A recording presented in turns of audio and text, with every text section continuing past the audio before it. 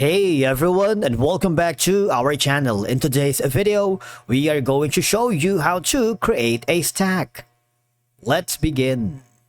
Now, the first thing that you need to do is to log in using your credentials. If this is your first time on Evernote, I want you to click on the sign up option. And from here, just follow the on-screen instructions and you're good to go. In Evernote, a stack is a way to organize your notebooks into groups for easier access.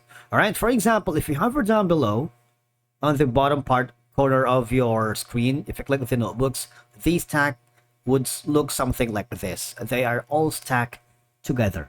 All right, it's kind of like it's easier for you to search notebooks here in Evernote. Now, if you're using a mobile device and if you're using an iOS or an Android, I want you to hover to the option that says create a stack. If you can't find the stack right here, you see there's no kind of like an option for you to do it. Don't worry.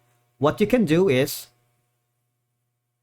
go to the notebooks, go to the specific notebook that you are going to add as a stack right here. For example, this one right here. Wait for it to load, takes a little while. All right. There is a three dots icon on the top right corner where you can simply click the move to stack. Now, if you haven't created your stack here, this is the perfect opportunity to create a new stack. Of course, for example, we're going to be putting in D flaps here and click the create button. All right, so this is going to be your first stack. It's kind of like easy. Now, again, if you want to move this to a move to stack, put into D flaps, all right, and click done. So you can do all this, and you can reorganize all the notebooks that you are using here here in Evernote. And to add another notebooks to the stack, just repeat the process and select the stacks. For example, this one right here.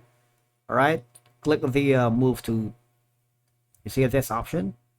All right, and once your stack is created again, you can manage and organize your notebooks within it. Thank you so much for watching. We will see you again in the next video.